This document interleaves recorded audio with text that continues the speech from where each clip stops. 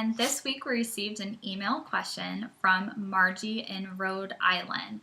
And she writes in and says, I have a friend who assumes she will be one of my bridesmaids. How do I break it to her that she's not? So, unfortunately, no one should assume that they're going to be a bridesmaid.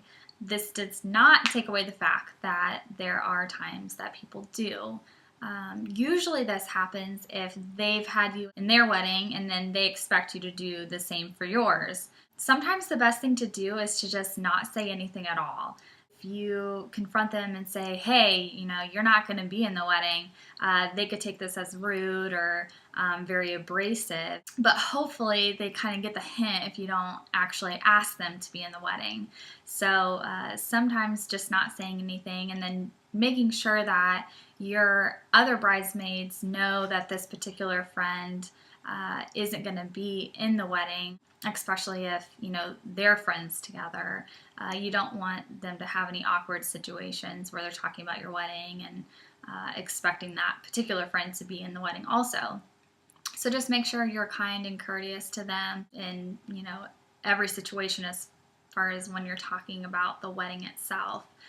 The other thing that you can do is to give them a role in the wedding. It's not being a bridesmaid, but then they know exactly what's expected of them, and they know that they're not a bridesmaid. Some options would be, guest book greeter or ceremony greeter.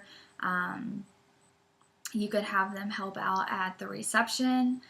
You could have them read a particular scripture or poem during the ceremony. And this way they just know exactly what's expected of them, what their role is in the wedding, and that way you can tell them in a roundabout way that they're not a bridesmaids, but you're still asking them to be a part of your day. So I hope this helps, and if you have any other questions for me, feel free to email them in.